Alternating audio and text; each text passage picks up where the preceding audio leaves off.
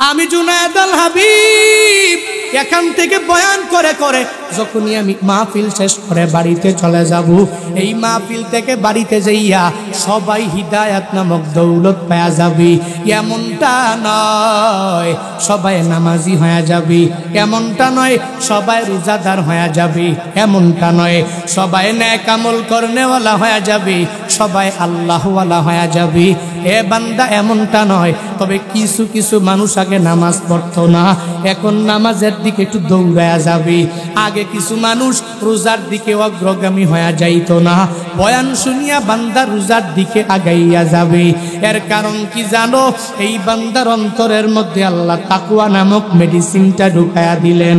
আল্লাহ বলেন, আমার যেই বান্দার মধ্যে তাকওয়া থাকবে, ওয়া মাইয়াত্তাকিল্লাহ ইয়াজআল লাহু মাখরাজা, যেই বান্দা আমি রবের ভয় অন্তরের মধ্যে নিয়া নিয়া দুনিয়ার মধ্যে চলবে, আমি আল্লাহ ইয়াজআল লাহু মাখরাজা, বান্দা গুনাহ থেকে বাঁচার জন্য বিভিন্ন পথ আমি আল্লাহ বের করে দিব। পথ বের করবে কে? আল্লাহ বলেন, আমি রবের ভয় তবে তোমার অন্তরের মধ্যে থাকা লাগবে, তাহলে গুনাহের ধারে কাছেও বান্দা তুই যেতে পারবা না। ওই গুনাহের ধারে কাছে যখন যাইবা, তখনই আমি আল্লাহ গুনাহ থেকে বাঁচাইয়া দিব, তখনই আমি আল্লাহ গুনাহ মুক্ত জিন্দেগি তোমারে উপহার দিয়া দিব। বনি ইসরাইলের মধ্যে এক আল্লাহর বান্দা, যেই বান্দা গুনাহকে বড় ভয় করে, ওই বান্দাটা গুনাহের ধারে কাছেও যায় না। আল্লাহর এই বান্দার জীবিকা নির্বাহের খাত, বান্দা টুকরি বিক্রি করে করে জিন্দেগি চালায়। টুকরি ছিলেন কি? খারি খারি, আপনার এলাকায় কি বলে? ওরা ওরা খারি টুকরি, বুঝামু কেমনে? বুঝছেন নি? বনি ইসরাইলের ওই বান্দাটা টুকরি বিক্রি করে জিন্দেগি চালায়, জীবিকা নির্বাহের বড় খাত। বান্দা টুকরি নিজে নিজে নিজে নিজে বানায়, আর এলাকার মধ্যে ঘুরে ঘুরে বিভিন্ন মানুষের কাছে হাঁটিয়া হকারের মতো এই টুকরিগুলো বান্দাটা বিক্রি করে দেয়। আল্লাহর এই বান্দা একদিন ওই রাজা বাদশা তার এলাকার বাড়ির পাশে দিয়া যায়, আর টুকরি বিক্রি করে। ওই রাজার বউটা রানী মা দেখে এটা টুকরি বিক্রেতা, টুকরি ক্রয় বিক্রয় করতে করতে চলে যায়। আল্লাহর বান্দি ওই রানী মা এই টুকরি বিক্রেতার চেহারাটা দেখিয়া তার প্রেম জেগে গেল, বড় ভালোবাসা লেগে গেল, আর চিন্তা করলো এই লোকটার সাথে খারাপ কাজের মধ্যে লিপ্ত হয়ে যাওয়া লাগবে। ওই রানী মা কি পরিমাণ বড় লোক বান্দা জানুনি? কারণ রাজার বউ ধনী না গরিব? কি পরিমাণ গরিব না ধনী? সম্ভ্রান্ত না? অনেক সম্ভ্রান্ত, টাকাওয়ালা, অনেক সুন্দরী। রানীমা বড় সম্ভ্রান্ত পরিবারের, এবং তার স্বামীটা ওই এলাকার বড় রাজা। কি পরিমাণ পাগল পারা হয়ে গেল!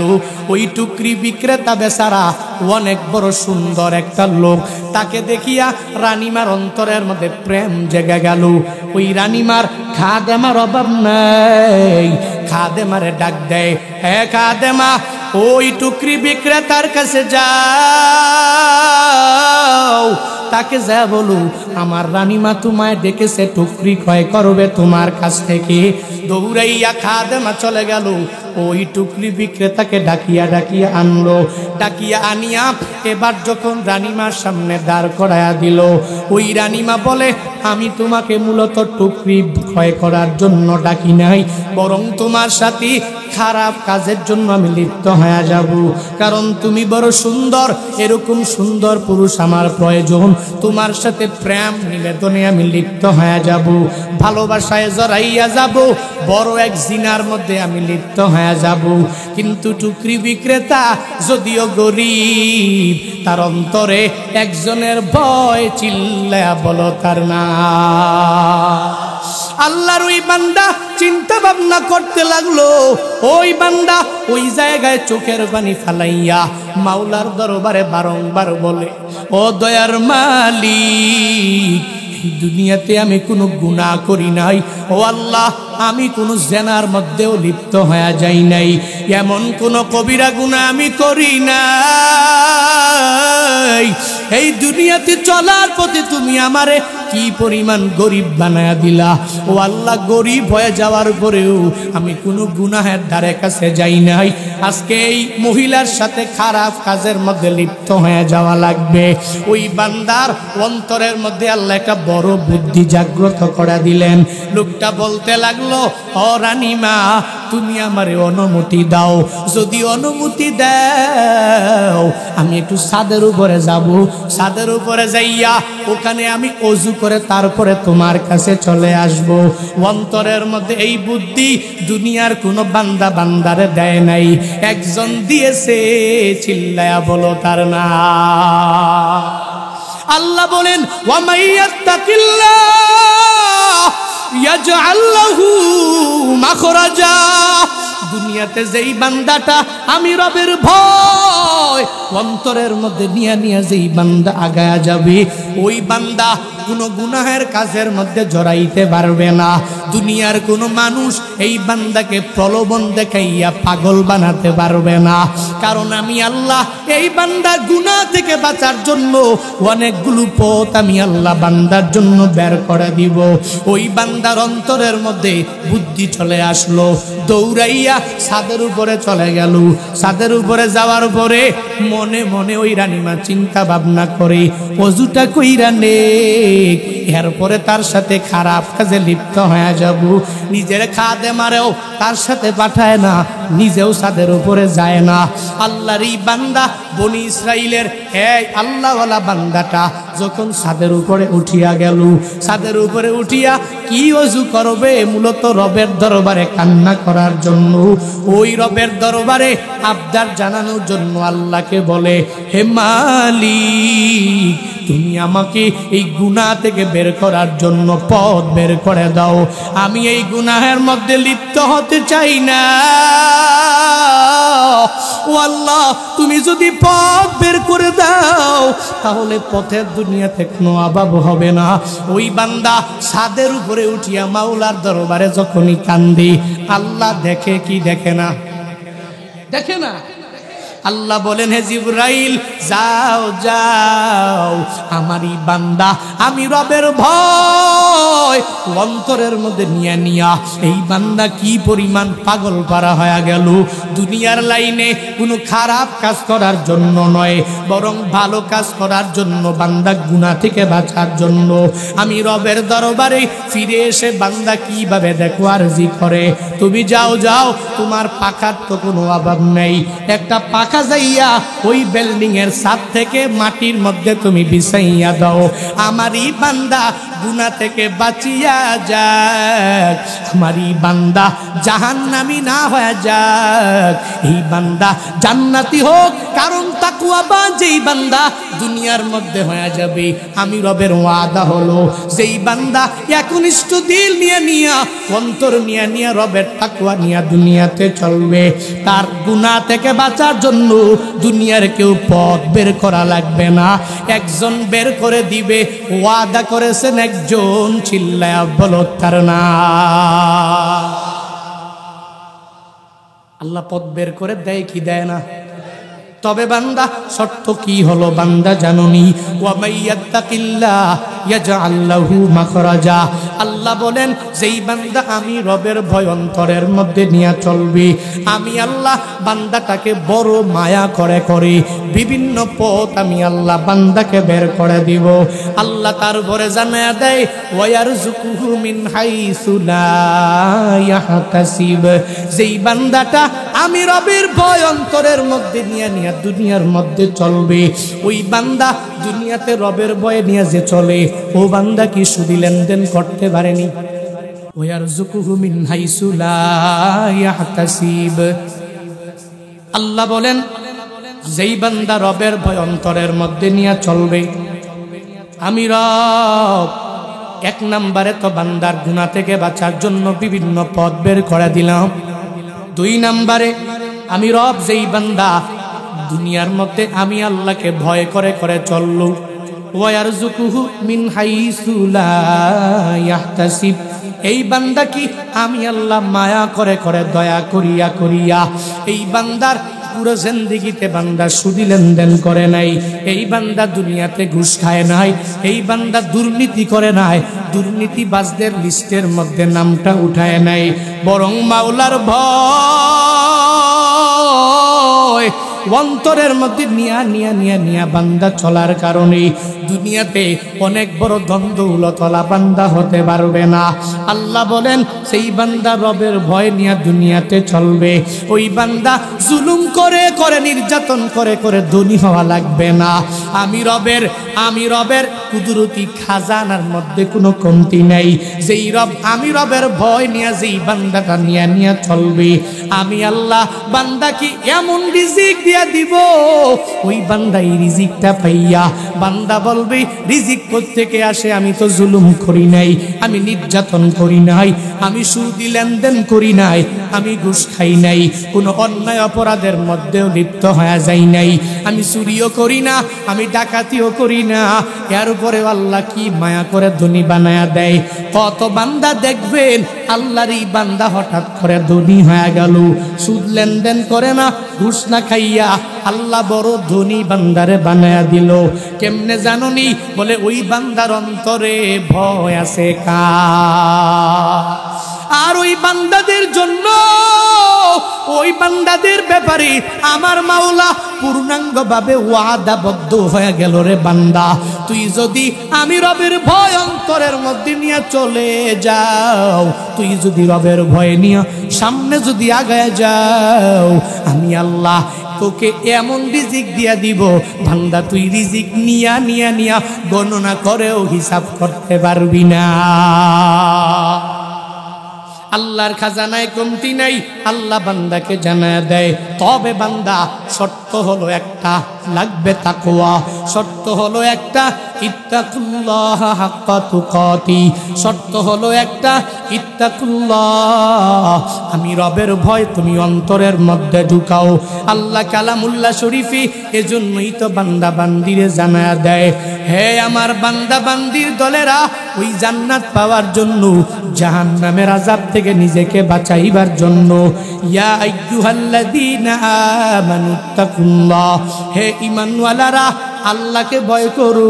বলে কেমন ভয় করবা? যথাযথভাবে রবের ভয় তুমি অন্তরের মধ্যে ঢুকাও। আল্লাহকে ভয় করার জন্য আল্লাহ কালামুল্লাহ শরীফে বিভিন্ন জায়গায় আল্লাহ জানায়া দিলেন, আমি রবের ভয় তুমি অন্তরের মধ্যে ঢুকাও, আমি রবের তাকওয়া তুমি অন্তরের মধ্যে ঢুকাও। এখন যদি প্রশ্ন জাগে, আল্লাহ তো বিভিন্ন জায়গায় জানায়া দিলেন, হে বান্দা গুনাহ করেছু, আমি রবের দরবারে তুই ফিরে আয়। হে বান্দা আমি রবের মতো দয়ালু কেউ নাই, আমি রবের মতো মায়াবান দুনিয়ার মধ্যে কেউ নাই, আমি রবের মতো গফফার দুনিয়ার মধ্যে কেউ নাই। এরপরেও ওই দয়ালু আল্লাহটা কেন জানায়া দেয়, হে বান্দারা তুই আমি রবের ভয় নিয়ে দুনিয়াতে চলো। মুফাসসিরিনে কেরাম জানায়া দেয়, আল্লাহকে ভয় করো এর মানে কি জানুনি? এর মানে হলো আল্লাহকে ভয় করা লাগবে না, আল্লাহর আযাবের ভয় অন্তরের মধ্যে ঢুকাও। কার আযাব? আল্লাহর আযাব দুনিয়ার আযাবের মতো না, দুনিয়ার আযাবের মতো না। কি পরিমাণ কঠিন আযাব বান্দা জানুনি? মুফাসসিরিনে কেরাম ব্যাখ্যা করতে গিয়া জানায়া দেয়, আল্লাহকে ভয় করো এর মানে হলো আল্লাহর আযাবের ভয় অন্তরের মধ্যে ঢুকাও। আল্লাহর আযাবের ভয় কেমনে বান্দা অন্তরের মধ্যে ঢুকাইবা? বলে বান্দা তুমি ওই গুণে গুণান্বিত হয়ে যাও, মাঝে মাঝে রুমের মধ্যে যাইয়া ওই সবার দরওয়াজা যখনই বন্ধ হয়ে গেল, তুমি রুমের দরওয়াজাটা লাগাইয়া ওই জায়গার মধ্যে বসে বসে রবের দরবারে চোখের পানি ফালাইয়া কান্না করো, আর আল্লাহর দরবারে বলো, হে মালিক দুনিয়ার আগুন আমি সহ্য করতে পারি না, ও আল্লাহ জাহান্নামের আগুন সহ্য করার মতো ক্ষমতা নাই। কারণ জাহান্নামের আগুনের ব্যাপারে বয়ান মদিনাওয়ালা নবী হাদিসের মধ্যে জানায়া দেয় ওই জাহান্নামের আগুন তো দুনিয়ার কোনো সাধারণ আগুনের নাম নয়। নবী বলেন ও কিদা আলান নার আলফা সানাতিন হাত্তা ইবিয়াদ্দাত সুম্মা উকিদা আলাইহা আলফা সানাতিন হাত্তা ইহমাররাত সুম্মা উকিদা আলাইহা আলফা সানাতিন হাত্তা ইসওয়াদ্দাত ফাহিয়া সাউদাউ মুসলিমা। মদিনাওয়ালা নবী বলেন জাহান্নামের আগুন এত ভয়ঙ্কর, আল্লাহ সব গজবের ফিরিস্তাদেরকে আদেশ দিয়া দিলেন, হে গজবের ফিরিস্তা ওই জাহান্নামের আগুনটাকে তোমরা 1000 বছর জ্বালানো শুরু করে দাও। জাহান্নামের গজবের ফিরিস্তারা জাহান্নামের আগুনকে 1000 বছর জ্বালাইলো। নবী বলেন জ্বালানোর পরে রংটা ধারণ করলো সাদা। এরপরে গজবের ফিরিস্তারা ওই রবের দরবারে আসিয়া বলে মালিক আপনার আদেশ অনুযায়ী জাহান্নামের আগুন 1000 বছর আমি জ্বালাইলাম, ও আল্লাহ এখন কি আর জ্বালানো লাগবে কিনা জানাইয়া দেন। আল্লাহ তখন বলে হে আমার গজবের ফিরিস্তা ওই জাহান্নামের আগুন কি 1000 বছর জ্বালাইয়াই পরিসমাপ্তি ঘটাইও না, ওই আগুন কি তুমি আবারও 1000 বছর জ্বালাও। আবারও জ্বালানো হলো। আবার গজবের ফিরিস্তারা যায় বলে ও মালিক আমার এবার তো 1000 বছর জ্বালাইলাম, আরো জ্বালানো লাগবো নি। আল্লাহ বলেন হবে না হবে না হবে না, হে গজবের ফিরিস্তারা যাও যাও এই জাহান্নামের আগুন কি আরো 1000 বছর প্রজ্বলিত করে দাও। জাহান্নামের আগুনেরা আবার রবের আদেশ শুনিয়া 1000 বছর আবারও জ্বালাইলো। প্রথমে সাদা, এরপরে লাল, এরপরে কালো রং জাহান্নামের আগুনটা ধারণ করলো। কোন বান্দা যদি জাহান্নামী হয়ে যায় ওই বান্দা দেখবে অন্ধকারের কোনো শেষ নাই। মদিনাওয়ালা নবী বলেন ফাহিয়া সাউদা ও মুসলিমা। এখন জাহান্নামের আগুনটা অন্ধকারচ্ছন্ন কালো অবস্থায় বিরাজমান। মদিনাওয়ালা নবী বলেন ওই জাহান্নামের মধ্যে কোনো বান্দা আরেকটা বান্দাকে দেখবে না। কি পরিমাণ অন্ধকার নবী জানাইয়া দিয়া কেন উম্মতের জানায়, কারণ উম্মতেরা জাহান্নামের ভয় তুমি অন্তরের মধ্যে ঢুকানো লাগবে। আল্লাহ বলেন আমি রবকে ভয় করো, এর মানে হলো আমি রবকে তোমার ভয় করা লাগবে না, ওই রবের আযাবের ভয় তুমি অন্তরের মধ্যে ঢুকাও। কারণ রবের আযাব সহ্য করার মতো ক্ষমতা কোনো বান্দার মাঝে নাই। হে আল্লাহর বান্দারা ওই রবকে ভয় করো। আল্লাহ কি ভয়ঙ্কর নাকি? বলে না না, আল্লাহ যেরকম দয়ালু আবার তো ওই পরিমাণ রাগ আল্লাহর আছে না নাই? আল্লাহর নাম যেরকম রহিম, আল্লাহর নাম যেরকম রহমান, আল্লাহর নাম যেরকম গফফার, আল্লাহর নাম যেরকম সাত্তার। আল্লাহ বলেন দুনিয়াতে আমি আল্লাহ হয়ে গেলাম রহমান, দুনিয়াতে আমি আল্লাহ হয়ে গেলাম দয়ালু, দুনিয়াতে আমি আল্লাহ হয়ে গেলাম গফফার, দুনিয়াতে আমি আল্লাহ হয়ে গেলাম সাত্তার।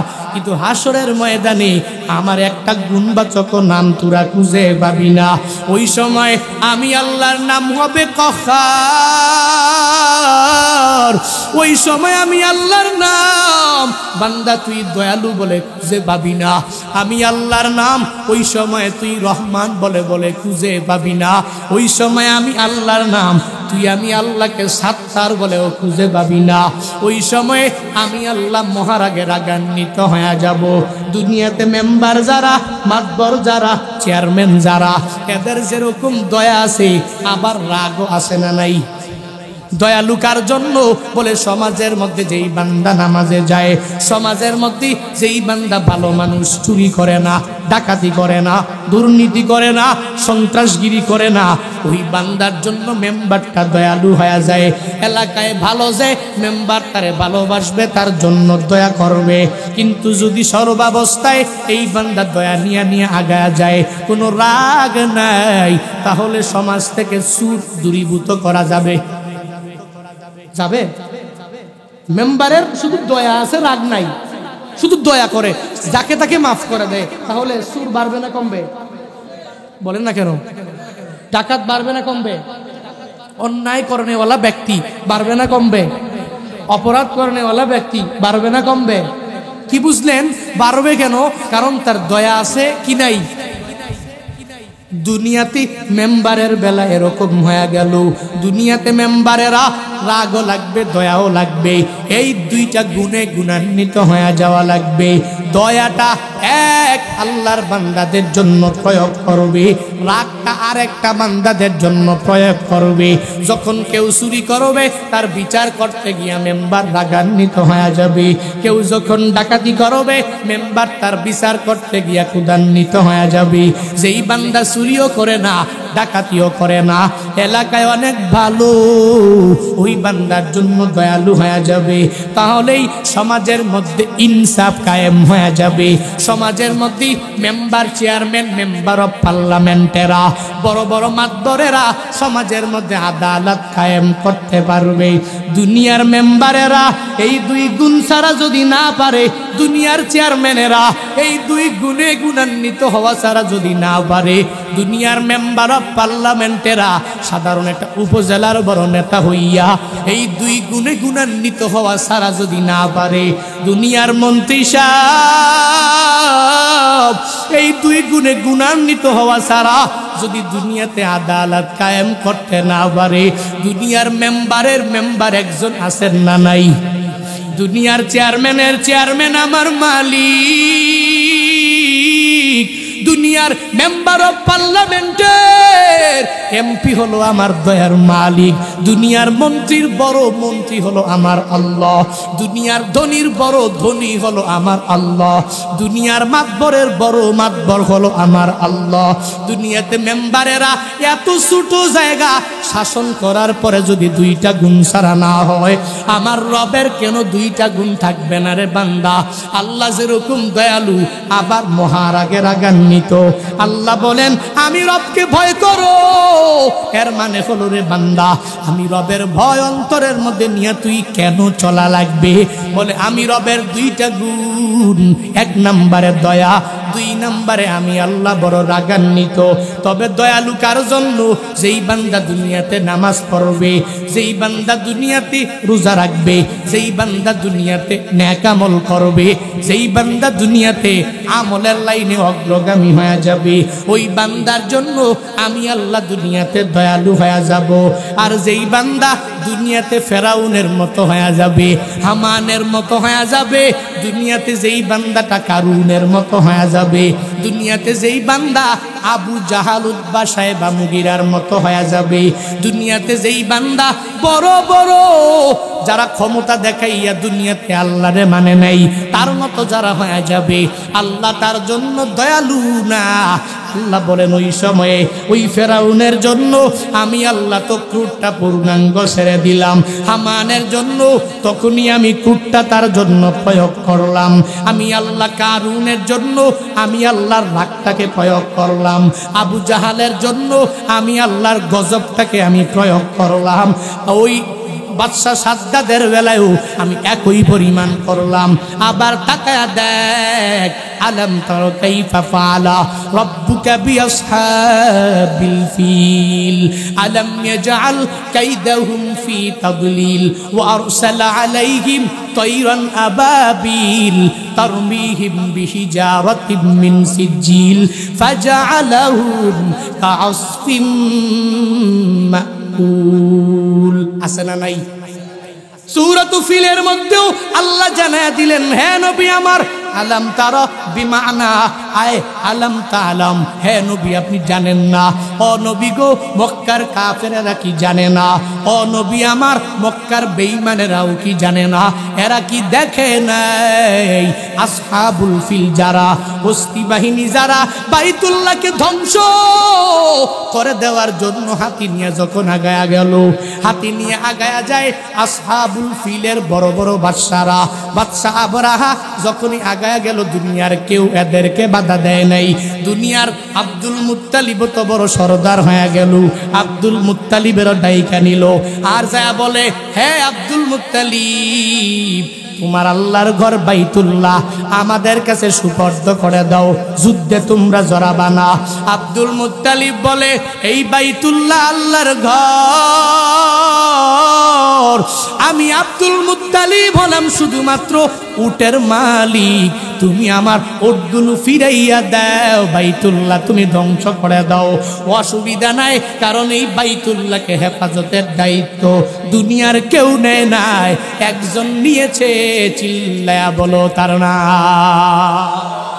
ইন্না আউওয়ালা বাইতিউ উদিআ লিন-নাস লাল্লাযী বিবাক্কাতা মুবারাকা বিবাক্কাতা মুবারাকা ওয়া হুদাল লিল আলামিন।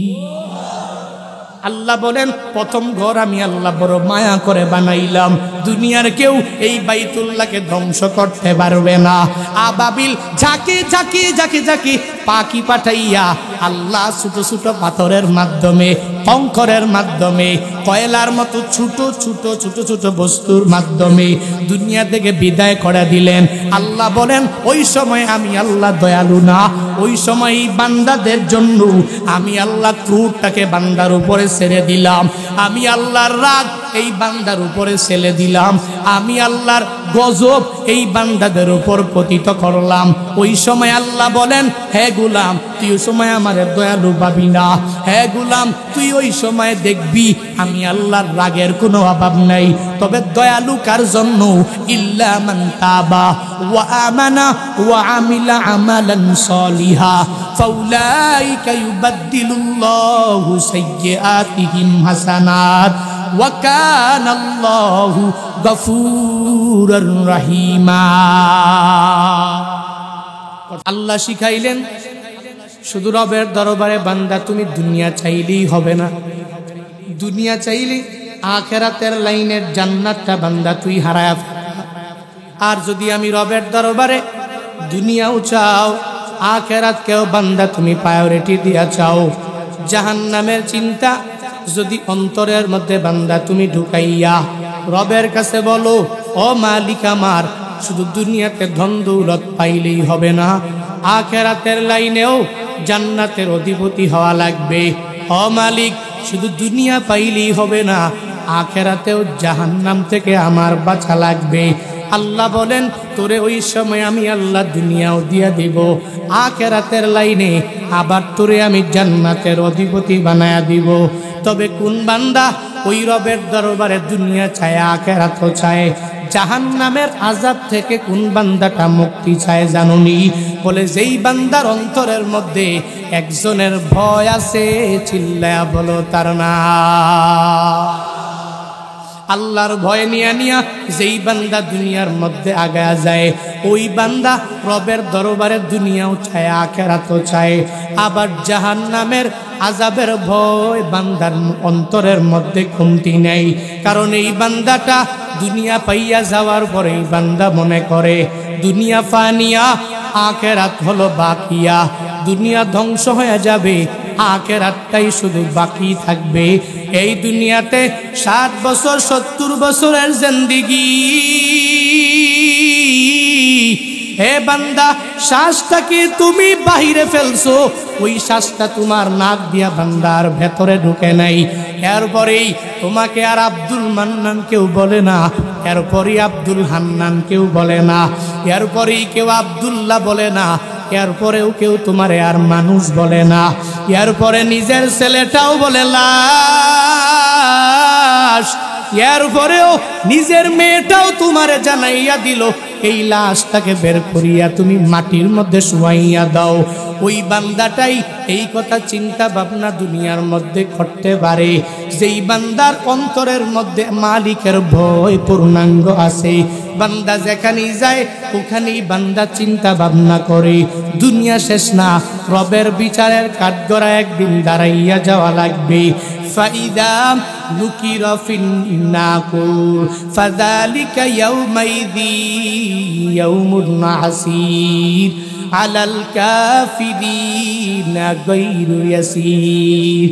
ওই বান্দা চিন্তা করে ইসরাফিল সিংহা নিয়ে দাঁড়াইয়া রইল, যে কোনো একটা সময় ফুৎকারটাও দিয়া দিতে পারে। ফুৎকার দিতে দেরি হয়ে যাবে, পৃথিবী কম্পনে প্রকম্পিত হইয়া সব লন্ডভন্ড হইয়া হাসরের ময়দানটা ওই দিন আর কায়েম হতে বান্দা দেরি হবে না। ওই দিনে কোনো বান্দা পেয়ে যাবে জান্নাত, কোনো বান্দা পেয়ে যাবে জাহান্নাম। কেউ পাবে ডান হাতে আমল নামা, কেউ পেয়ে যাবে বাম হাতে আমল নামা। ডান হাতে আমল নামা যেই বান্দা পাবে, ওই বান্দার কপাল বড় ভালো। যেই বান্দা বাম হাতে আমল নামা পাওয়া যাবে, ওই বান্দার কপালটা বান্দা ভালো হবে না। এই চিন্তা ওই বান্দার অন্তরের মধ্যেই থাকবে। যেই বান্দার রবকে ভয় করিয়া করিয়া দুনিয়াতে আগায়া যায়। খুদ পাই যে আয়াত পড়লাম, ওই তাকওয়ার ব্যাপারই বান্দা আয়াতটা পড়লাম। আল্লাহ জানায়া দেয়, ঈমানওয়ালারা আমি মাওলাকে সর্বাবস্থায় ভয় করবি। হে মুমিনেরা, আমি রবের ভয় অন্তরের মধ্যে নিয়ে নিয়ে চলবি। আমি রবের তাকওয়া আল্লাহ ভীতি অন্তরের মধ্যে নিয়ে নিয়ে আগায়া যাবি। আমি রবের ভয় অন্তরের মধ্যে নিয়ে নিয়ে নিয়ে যেই বান্দা চলবি, আল্লাহ বলেন ওই বান্দার প্রতিদানের কোনো অভাব নাই। দুইটা বড় বড় প্রতিদান আল্লাহ মায়া করে বান্দারে দিয়া দিবে। এক নাম্বার বড় প্রতিদান বলে, যেই বান্দা ওই রবের ভয় অন্তরের মধ্যে নিয়ে নিয়ে দুনিয়ার মধ্যে চলবে, ওই বান্দা কি আল্লাহ গুনাহ থেকে বাঁচার জন্য বিভিন্ন পথ বের করে দিবে। ওয়া মাইয়াত্তাকিল্লাহ ইয়াজআল লাহু মাখরাজা। বন্ধু বান্ধবেরা পরচনার ফাঁদের মধ্যে অনেক সময় ফালায়া দেয়, আর বন্ধুরে বলে, হ্যাঁ বন্ধু আমার, তুই একটু বিড়িটা টান দিয়া দেখ, কি মজাই টানের মধ্যে। হে বন্ধু আমার, আমি গাঞ্জা খাই, তুই আমার সাথে একটু গাঞ্জা কুড়ের মধ্যে নামটা উঠায়া দে। হে বন্ধু আমার, চল চল হিন্দুদের দুর্গা পূজার মধ্যে চলে যাই, ওখানে গিয়া হিন্দুদের মেয়েদের সাথে ইফতিজিং কইরা প্রসাদ খাইয়া আসি। বিভিন্ন সময়ে বিভিন্ন বন্ধুরা বান্দারে প্ররোচনা দেয়, প্রতারণার ফাঁদে ফালাইয়া এই বান্দাকে জাহান্নামের পথে নেওয়ার জন্য কত বড় পাগল পারা বান্দাটা হইয়া যায়। এই বান্দা এর পরেও আল্লাহর ভয় অন্তরের মধ্যে নিয়া বান্দা যায় না। স্কুলের মধ্যে যায় দেখ, কলেজের মধ্যে যায় দেখ, ভার্সিটির মধ্যে বান্দা যায় দেখু, অনেকগুলা ক্লাসমেট, অনেকে একসাথে এক ক্লাসের মধ্যেই পড়ে। ক্লাসের ক্লাসমেটগুলো এক একজনের চরিত্র এক এক রকম। একজনে 10-15টা প্রেম করে, আর একজনে হারাম রিলেশনশিপে যায় না। একজনে 5 বেলার নামাজ পড়ে, আর একজনে 5 বেলার 1 বেলাও পড়ে না। আর একজনে রমাদানের 30টা রোজা রাখে, আর একজনে 30টার একটাও রাখে না। আর একজনে তাহাজ্জুদ পড়ে, এ তাহাজ্জুদ আর একজনে কি এটাও জানে না, বুঝে না। একজনে ইশরাক পড়ে, ওই আর একজন বান্দা ইশরাক কি এটাও জানে না। একজনে আউয়াবিন পড়ে, আউয়াবিন আর একজনে এটা কি তাও পূর্ণাঙ্গভাবে বুঝে না। আছে না নাই? নাই। সবাই নামাজি, সবাই রোজাদার, সবাই নেক আমল কর্মেওয়ালা। আমি জুনায়েদ আল হাবিব এখান থেকে বয়ান করে করে যখনই আমি মাহফিল শেষ করে বাড়িতে চলে যাব, এই মাহফিল থেকে বাড়িতে যাইয়া সবাই হিদায়াত নামক দৌলত পাওয়া যাবে এমনটা নয়।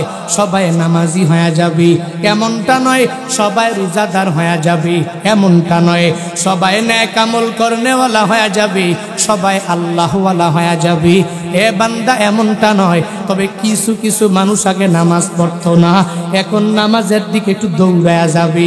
আগে কিছু মানুষ রোজার দিকে অগ্রগামী হয়ে যাইতো না, বয়ান শুনিয়া বান্দা রোজার দিকে আগাইয়া যাবে। এর কারণ কি জানো? এই বান্দার অন্তরের মধ্যে আল্লাহ তাকওয়া নামক মেডিসিনটা ঢুকায়া দিলেন। আল্লাহ বলেন, আমার যেই বান্দার মধ্যে তাকওয়া থাকবে, ওয়া মাইয়াত্তাকিল্লাহ ইয়াজআল লাহু মাখরাজা, যেই বান্দা আমি রবের ভয় অন্তরের মধ্যে মধ্যে নিয়া নিয়া দুনিয়ার মধ্যে চলবে। আমি আল্লাহ ইয়াজআল লাহু মাখরাজা, বান্দা গুনাহ থেকে বাঁচার জন্য বিভিন্ন পথ আমি আল্লাহ বের করে দিব। পথ বের করবে কে? আল্লাহ বলেন আমি রবের ভয় তবে তোমার অন্তরের মধ্যে থাকা লাগবে। তাহলে গুনাহের ধারে কাছেও বান্দা তুই যেতে পারবা না। ওই গুনাহের ধারে কাছে যখন যাইবা তখনই আমি আল্লাহ গুনাহ থেকে বাঁচাইয়া দিব। তখনই আমি আল্লাহ গুনাহ মুক্ত জিন্দেগি তোমারে উপহার দিয়া দিব। বনি ইসরাইলের মধ্যে এক আল্লাহর বান্দা, যেই বান্দা গুনাহকে বড় ভয় করে, ওই বান্দাটা গুনাহের ধারে কাছেও যায় না। আল্লাহর এই বান্দার জীবিকা নির্বাহের খাত, বান্দা টুকরি বিক্রি করে করে জিন্দেগি চালায়। টুকরি ছিলেন কি? খারি খারি আপনার এলাকায় কি বলে? ওরা ওরা খারি টুকরি বুঝামু কেমনে, বুঝছেন নি? বনি ইসরাইলের ওই বান্দাটা টুকরি বিক্রি করে জিন্দেগি চালায়, জীবিকা নির্বাহের বড় খাত। বান্দা টুকরি নিজে নিজে নিজে নিজে বানায়, আর এলাকার মধ্যে ঘুরে ঘুরে বিভিন্ন মানুষের কাছে হাঁটিয়া হকারের মতো এই টুকরিগুলো বান্দাটা বিক্রি করে দেয়। আল্লাহর এই বান্দা একদিন ওই রাজা বাদশা তার এলাকার বাড়ির পাশে দিয়া যায়, আর টুকরি বিক্রি করে। ওই রাজার বউটা রানী মা দেখে এটা টুকরি বিক্রেতা, টুকরি ক্রয় বিক্রয় করতে করতে চলে যায়।